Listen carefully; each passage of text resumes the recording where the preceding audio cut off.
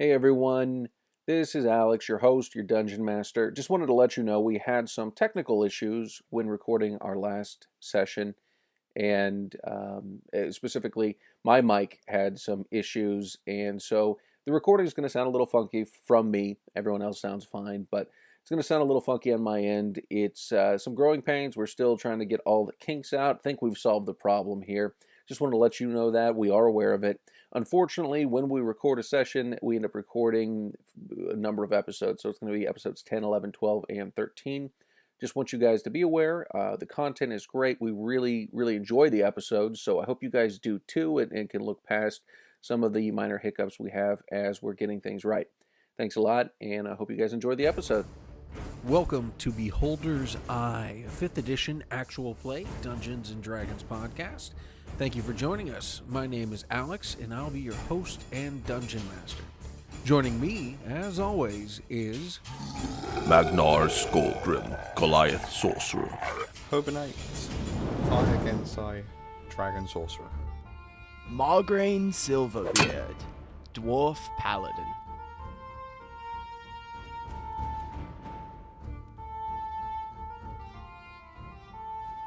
All right, so who wants to recap last episode? I'll recap. That sounds great.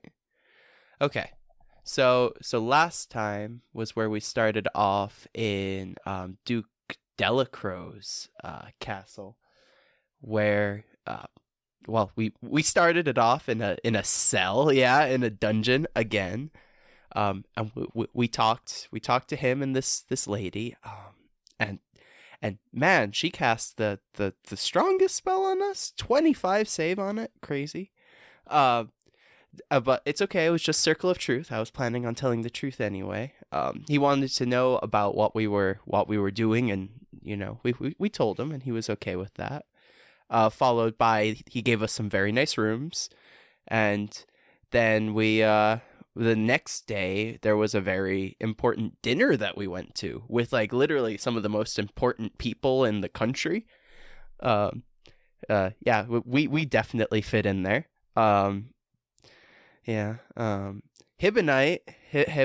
really hit it off with the lady who cast the spell on us.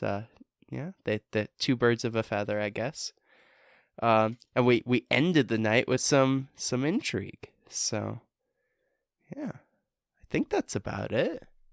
Yeah, and I think that's where we left off. I was in the chapel at least.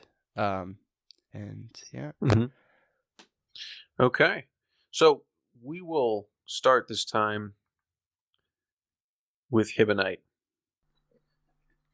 You wake up. Mm-hmm. You're in bed. You hear the sound of a growl. Above you, at the foot of the bed, but seeming to consume the whole room, you see a fiery form of what looks like a golden dragon. I need you to make a wisdom save for me. Okay. It's a fear check.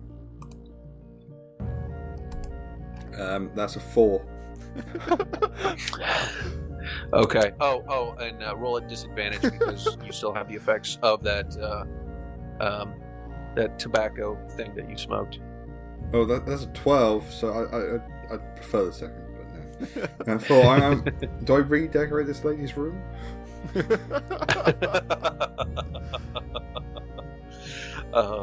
So you were there, and you start to scream, and the dragon turns into basically just a stream of flame and shoots down your mouth. You feel the flames just go down inside you and just start to rip you apart from the inside. Your chest bursts open, and from where your heart is, and the flames come out around you and just completely consume you. And then suddenly you find yourself walking down a street. It's in a place that's both foreign but very familiar to you. You're very comfortable. The buildings are very elaborate. The architecture is beautiful overall. You see many people who look very similar to you, who are your other fire genasi, your people. And everything seems to be alive with fire. The stone, everything. It's very, but not in a terrifying way. It's very comfortable to you. It's a place that you feel very comfortable. And You see people walking down the street. It's a very large city. Obviously, some kind of market bazaar sort of thing is happening. And then suddenly, there are people running through the street, and you hear screams. And a great darkness covers the sky. And you see those short, fat creatures that you encountered with the red eyes in the mine before, except they're winged this time. They're flying down, shooting arrows and lances at you, and the people around. Everybody's fleeing. Give me an initiative check. Oh, okay. 18. Okay. Okay, so I rolled a 19. Surprisingly.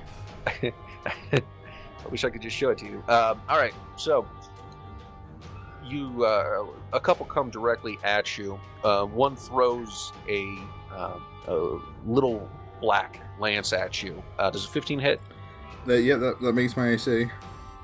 So this creature throws this little black lance with spikes on it at you, and it hits you. Take 8 points of damage.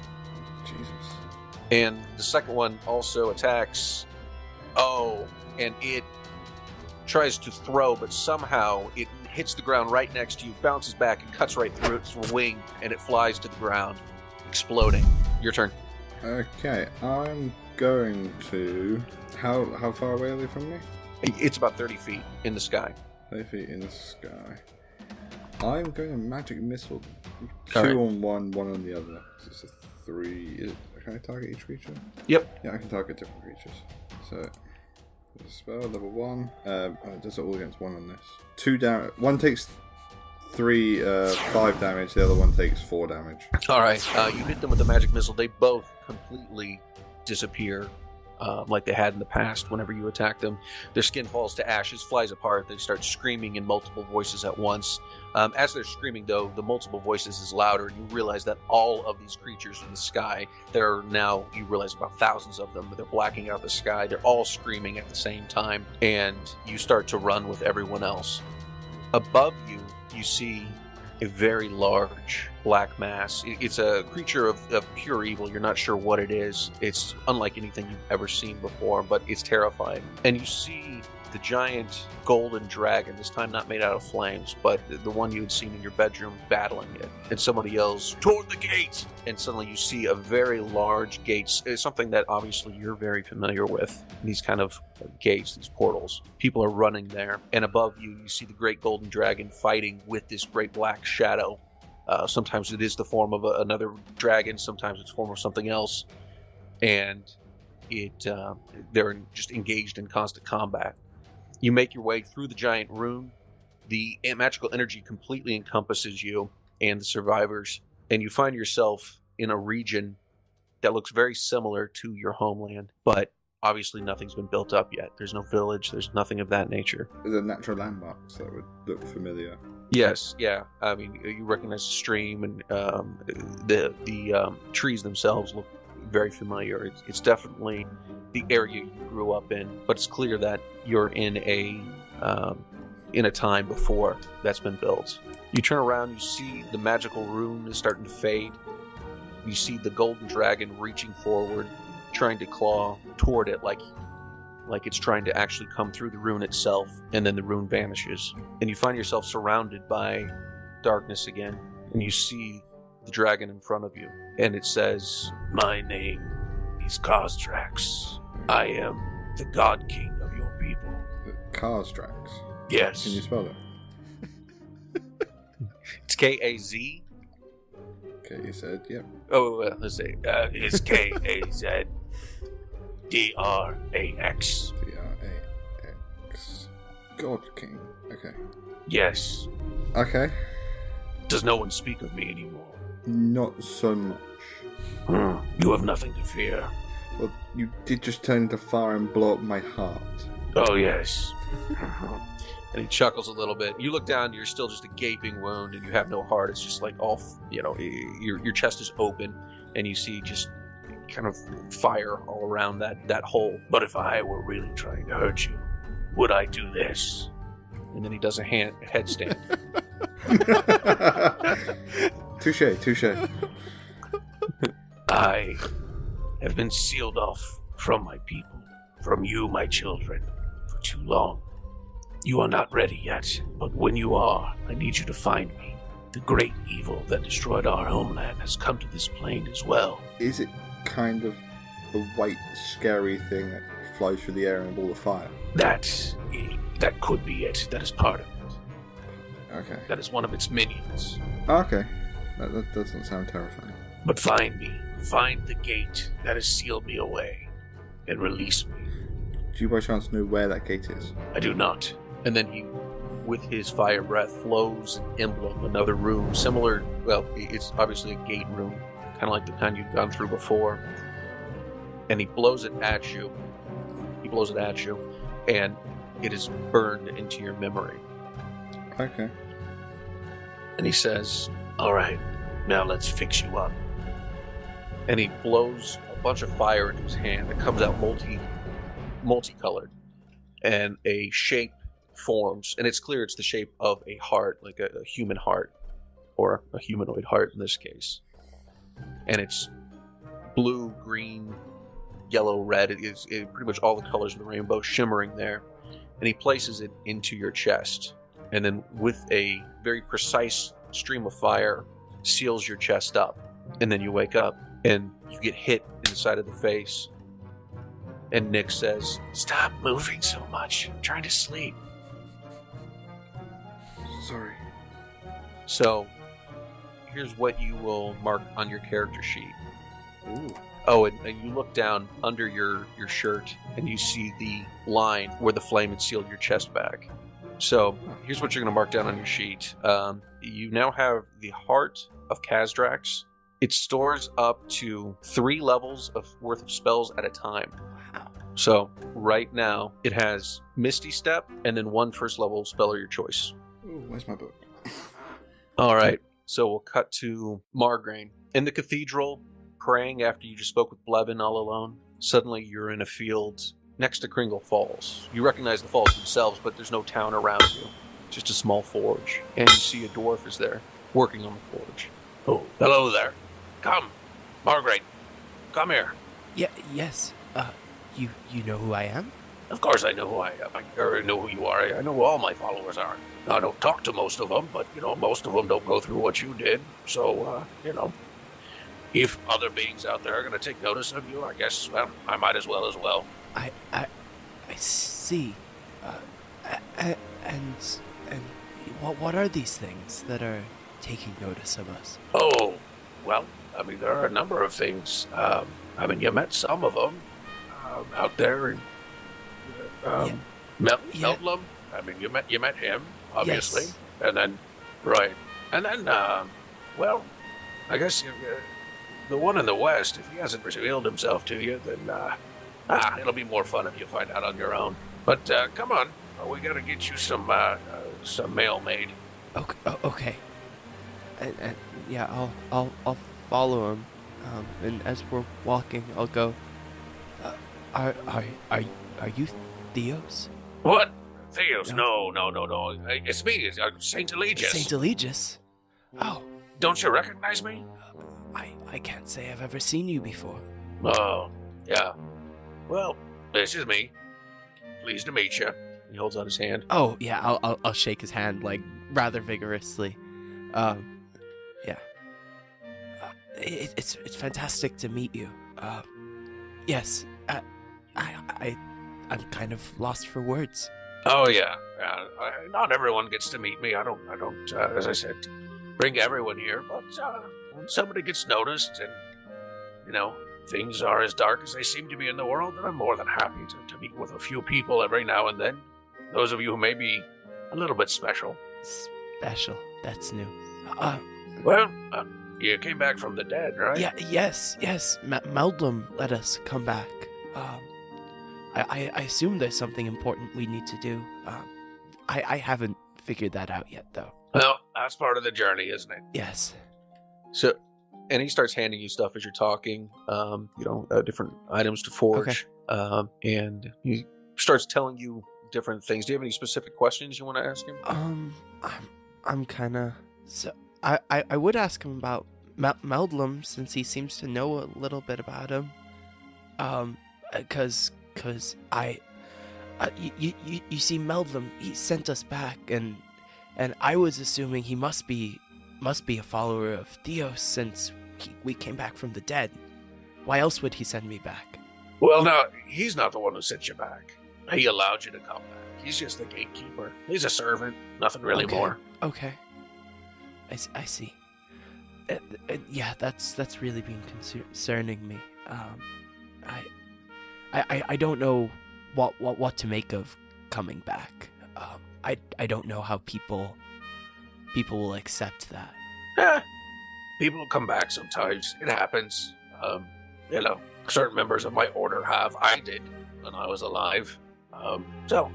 It definitely happens from time to time. So, you're in rarefied company. Yes, I would think so. And since I get to speak to you myself, is what they teach us true? Can all men be reforged? Hey, yeah, of course. That's why I'm here. That's what I do. I see. Oh. Now, speaking of forging, let's get to work. Okay. Yes. And I'll reach into my pack and get my stuff. Yeah, and help. And so the two of you work on some armor.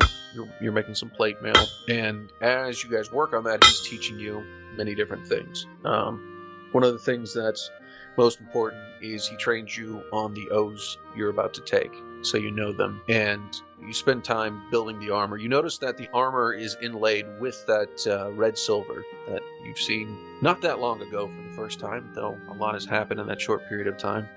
And he begins to teach you that the O's as you guys build that.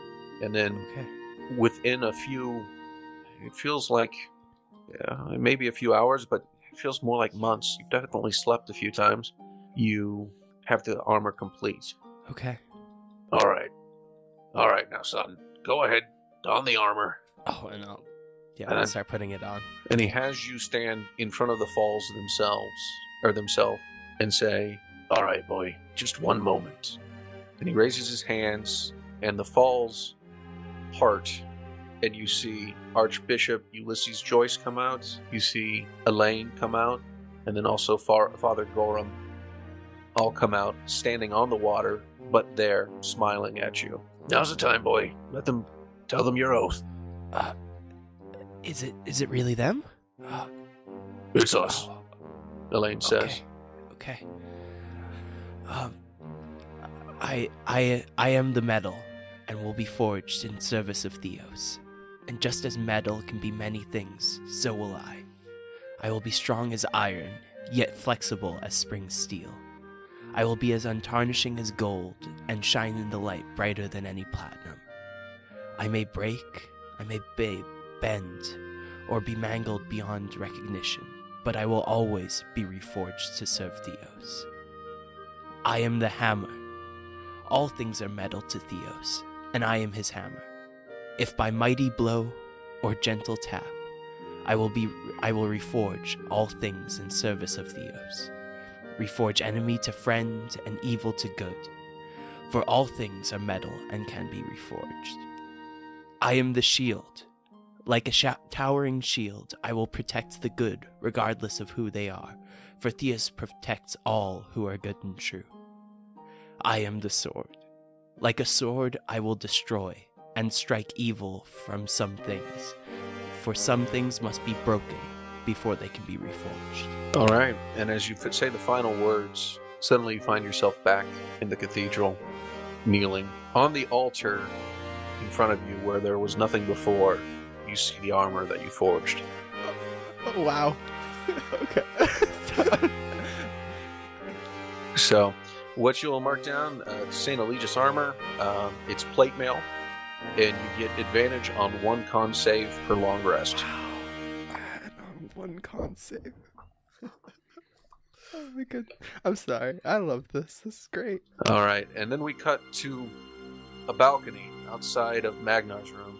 We see Magnar sitting there. He's playing his hurdy-gurdy and singing a hymn to his god Ulfr. And suddenly, you find yourself sitting in front of a fire with a man-shaped wolf You know this is Ulfr. Magnar, my pup, where is your wife?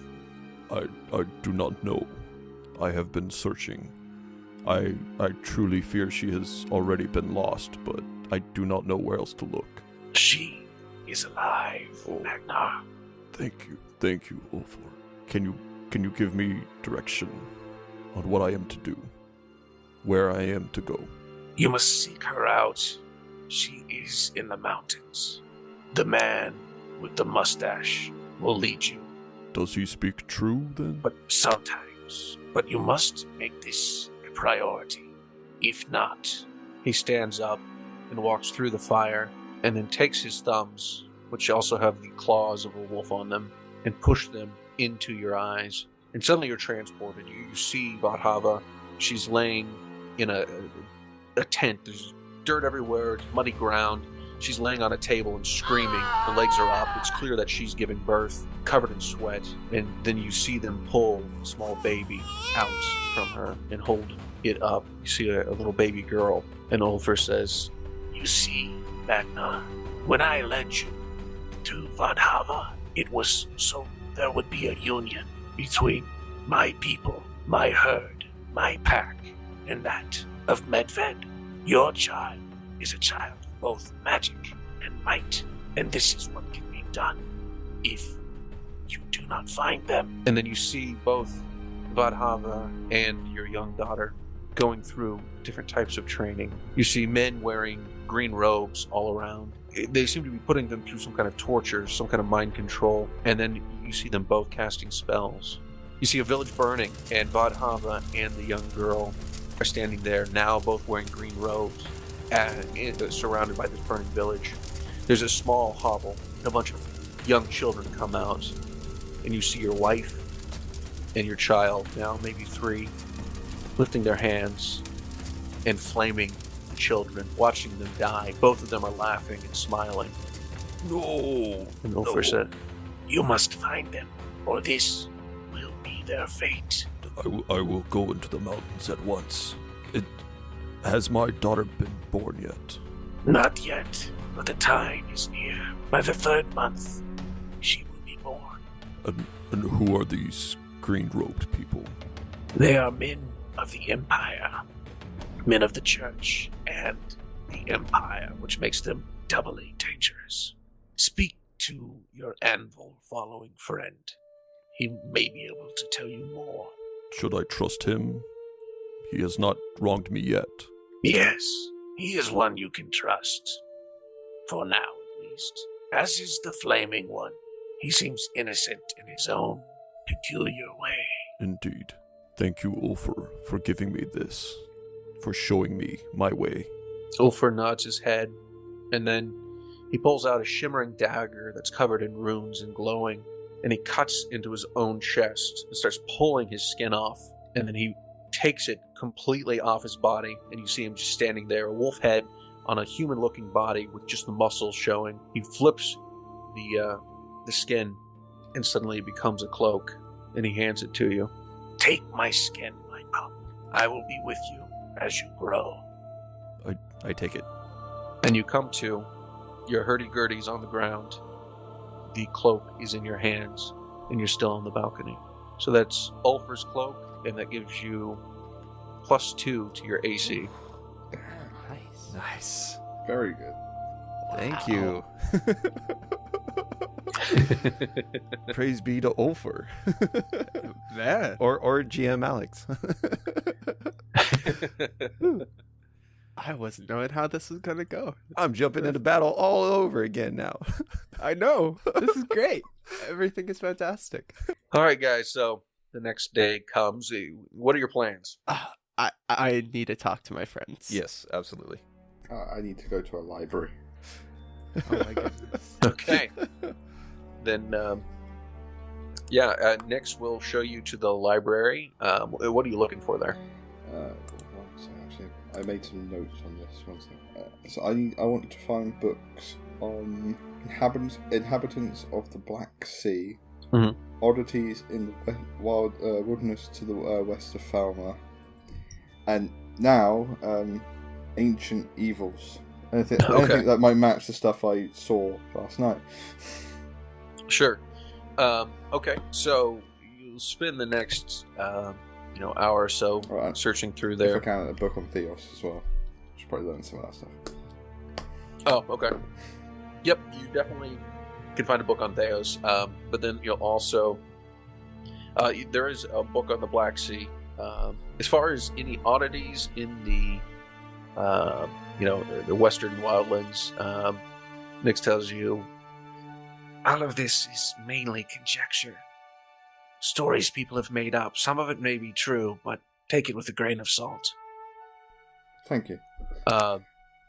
yeah, so she'll have you do that, and so while he is studying, you guys are having breakfast, talking about this. Yeah, if I can Yeah. be with Magnar, that would be great. Yeah.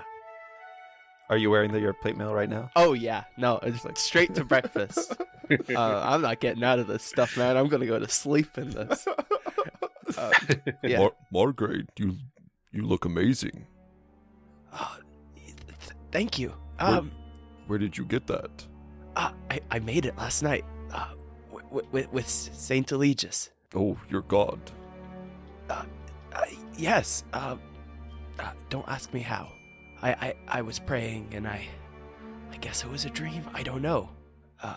I'll have to ask the bishop and Elaine when I get back because they were there too. But it seemed like months, and I forged this armor with the help of Saint Eligius, and I swore my oaths. I'm a full paladin now. Wonderful. Yes, it's rather weird, I don't know. I wouldn't expect you to understand. You have never spoken to your god before? I've spoken to my god, they've never spoken back. Oh. Then why do you follow? Well, I believe and you've seen I can do miracles now.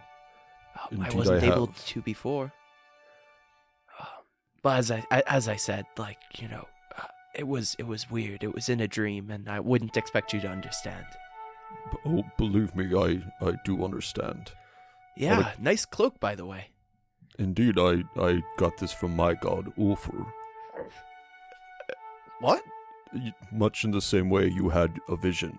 I had one too last night. I see. And Ulfur, he granted me this cloak from his own skin. That's a bit grim. But yeah. Wow. Okay.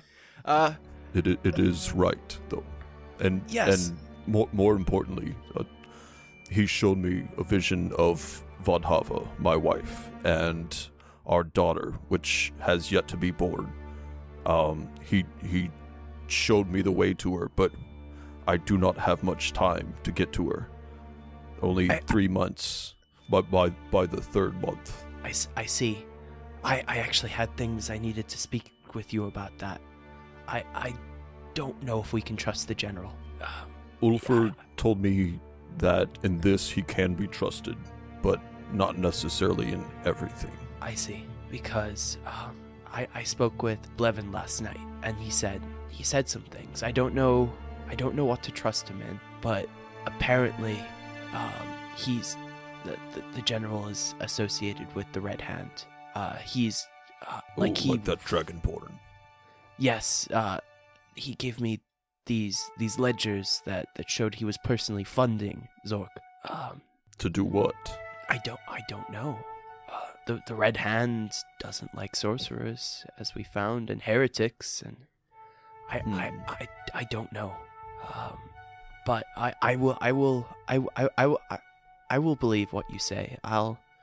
If you say we can trust him, we'll trust him on this. Trust him that he knows where Vodhava might be, where Yes. she is. Yes, Not necessarily to trust him fully. yes. I can think agree we on trust that. him on this. I still don't know what to make of Blevin, though. What I learned about him in the town contradicted his words completely. Yes, very much. That worries me. Yes. Okay. And I will be happily eating my breakfast. I am a giddy man today. Making sure not to spill on my new cloak. Yep. So Hibonite, you find everything. The books that you're looking for. Was there anything in particular that you were seeking from those books? Yes. From my backstory I sent you. There's the second speech with his dad. Yeah. Well, as far as what you find about the Black Sea, there are some people that are said to have been, in the book you found, they were called demons from the water who look like people, and you assume that maybe the Tideborn that your father spoke about. As far as the children of the dirt in the Western Wildlands, they are there are tales of that, but I mean there are tales of so many things that you're not sure how valid they are. However, many sailors seem to confirm that there are people who live near the Black Sea itself, and sometimes some claim in the Black Sea. Okay. And I guess I just buffed up my knowledge a bit on Theos. Okay, great. So, yeah. No, Hibonite. Then I'll let you know. Okay, that gives me some leads. So, you guys join up? Yeah. I'll try and find him. I don't know how I would find him, but I do need to talk to him. Well, let's say that Nyx leads you to where the food is, where the breakfast is happening after you with your books. Yeah. Afterwards. Cool. So you see that Hibonite is led in by the hand by the woman covered in the hat and the lace, the elf lady who cast a spell on you from the day before, and she sits him down and says, "Thank you for such an exciting and interesting night, but I need to be going, and I have other duties. I need to use my other offices as well." And she kisses you, lifts up her veil a little bit, kisses you, and then leaves. Wow. He watches her leave. He's a little bit distracted on his face. A good night, I assume, Hibonite? An interesting one. Definitely interesting. I see. So Hibonite, well, you were, we learned some things last night, I think. A lot's happened. I'll have to get you caught up on it, and I'll tell him basically the same story I told Magnar about how I got my armor. And afterwards, I will recount the same stuff. Yeah. So we both had dreams last night, and we learned about where Magnar's wife is. Yes. It's good. We know where your wife is. Your armor does look a little bit different. I didn't notice that much, but is it shinier, maybe? Yeah. Yes, Hibonite. It's full plate. It's quite substantially different, but that's okay. I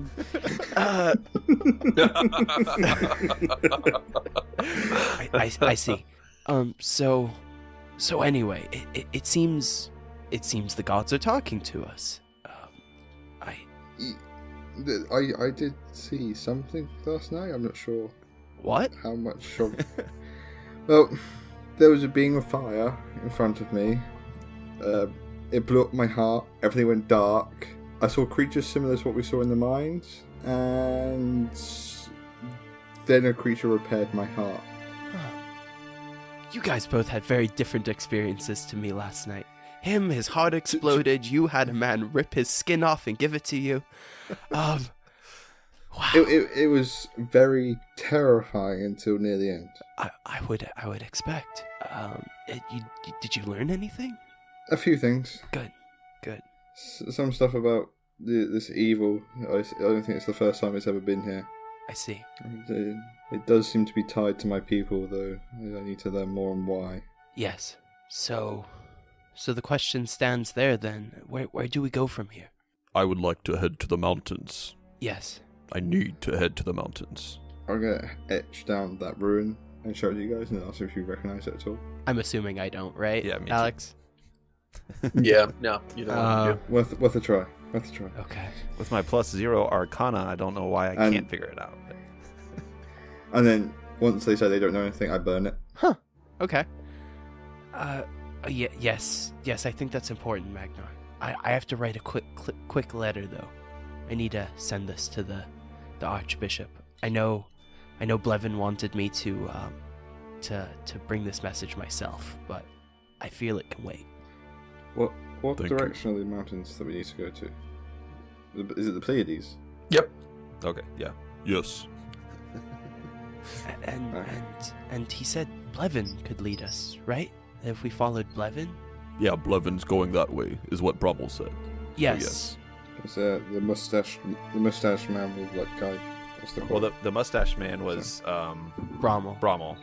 Blevin And then is the Oh, priest. I'm just reading my notes. Oh. Yeah. and we think, Try to look vaguely helpful. and from the information we got from Brommel, Blevin is associated with the Mage Hunters, right? Right. And then I got information from Blevin saying that Brommel is associated with the Red Hand. Right, which also might be mage hunters. And Magnar, also, you think that he has the book written down where he has all the names of the Right. people. I forgot about that. Right, yeah, because if he gets through the pass and gets back to the Empire, then he can... basically, the names, if they got to the Mage Hunters, will be basically their new targets. That's the information we were Right. given, kind of. I forgot about Okay. that. Okay. Right. Okay. Someone we should. Okay. I'm assuming we're going to go to a quiet part of the dining hall to talk about all this crap. Um, We're gonna sit right next to Blevin and Brommel, I think. oh, yeah. Okay. We should just sit in between them. And One on it's, each side. right now, it's just Oh, okay. just you, Okay. three who are in there. I mean, there are servants who are serving you the food, so you might want to be cautious about Okay. that. But it's not like you're sitting there with the same group from Okay. last night. Okay. I just didn't want to be sitting in there with a bunch of other people and be talking about this stuff. Okay. So where are we going from here? I'm gonna leave it to you, Ben, because you seem Alright. to have the most at stake right now. Right. So I think we need to find Blevin and not let him out of our sight. Okay. Do you know where his chambers are? Do you know when he planned on leaving? Well, Brommel told us he was leaving sometime today. Last I saw him, we were both in the chapel. So, I'm assuming we can find out where he is. We can ask around. He's probably not too secretive. I can ask at the chapel. I'm sure they'll tell us where he We is. could try and convince him to let us travel with him. Maybe. Let us go with him. Good way of keeping him in our eye. It's true. Yeah. Would he want us though? That's my question. Not if he's Oh. shady. I can be persuasive. Okay. Well, that's a plan. I don't know. Yeah. See from yes, there? Let's find him first, I guess, yeah? Yes. Okay. Let's do that. Okay, and I will go to the chapel and ask about if they know where Father Blevin is holding up. And you get out to the courtyard area. You see, you head over to the chapel, and you actually see Blevin is there on his great white horse, saying goodbye to people, handing out flowers, giving people blessings. He seems to be a fairly popular person here. Okay. Does he have like a retinue with him, or is it just him? It seems to be just him. And I'll call out to him, Father Blevin. Oh, yes. Yes, how are you? I'm doing well. I appreciate the talk we had last night. I as well. Very I as enlightening. well. I was here to see you off and to where are you heading next? Oh, I am heading back east. Back through the Pleiades and toward my orders see. home. My friends were actually inquiring as to we were going to be heading through the Pleiades as well if we could accompany you. His eyes get a little bit smaller, but he nods his head. Smaller, like he's questioning that. But okay, really, you have business in the Empire? Yes. We're not sure quite what business yet, but we do. We're heading that direction. Somebody give me a good speech and a persuasion here. I'm going to be casting suggestion on him, and suggesting it's obviously safer to travel in a group. Obviously, we're capable. And I will try and persuade him. And I will roll Those for are persuasion. dangerous areas. Well, let's see. 18? Okay, give me 1 second. Yeah, I mean, I guess you spoke first, so the 18. He seems to feel that, yes, I could use some traveling companions. It does get lonely out there on the road. And then Hibonite casts his spell. Let's see. Can't be turned or immune to this. Target must make a wisdom saving throw. Does it say anywhere? I'm just trying to glance this really quickly. If he fails it, I don't think so. On a failed, it pursues the on a failed save, it pursues the course of action you described to the best of its ability. The suggested course of action can continue. I don't think so. 3 damage limit ends. okay. What's the? 14. It's not too high yet. Okay, it does not work. Sounds like he's already been convinced, though, so it's okay. Yeah. Yeah. Well, I wasn't lying to him. I don't know what our business is, but we're heading that way. Isn't it like we're going there? We're going to the Pleiades. Right. I'm not trying to lie to him. I'm just, hey, we're going that way. Would you like us to join you? Sure. Okay. So, yes, I'd be more than happy to have some companions with me. All right. Yes, let's head toward Kretvik's Pass. Yes, let's head towards Kretvik's Pass. I've never been that way before. It'll be interesting. It's uncomfortable to say the least. It's rough going that direction. Rough going. Plus, we're going between 2 countries that hate each other, and we're going from one side to the next. Hopefully, you have a writ of passage so you can get through. Of course. Yes. All of that should be arranged by the time we get there. Okay, and go ahead and give me a deception check. Well, I don't ever plan on getting to Kretvik's Pass, and I'm bad at deception, but let's do this. 18. Wow. All right, and that'd be contested against his insight. Oh no. I'm a liar. Okay, great to hear. Isn't honesty one of your oaths? No. Oh, So, okay. But I think everything should be arranged by the time we get there. I think we'll figure it out. I'm not necessarily lying. I'm just, From a certain point of view. Which means you're lying. Yeah, as far as having a writ of passage, you're straight up lying. Well, I said things should be arranged by the time we get there. I was very careful with my wording, but okay. Well, and it's not a lying check, it's a deception check, so... Yeah, you're definitely I'm trying here. to deceive him for sure. All right. Then the church provides you guys all with horses. One of the perks of being with a man of the cloth. And... Can I ride it? I'm very large. Oh. Maybe a Clydesdale. Yeah. Or something like that. Yeah, we'll say that. Okay. We'll say yes, so you get a Clydesdale. And so the 3 of you ride off with Blevin the Holy toward Kretvik's Pass. Thanks for listening to episode 10 of Beholder's Eye. I really hope you guys are enjoying the show so far. I know we're having just a blast making it.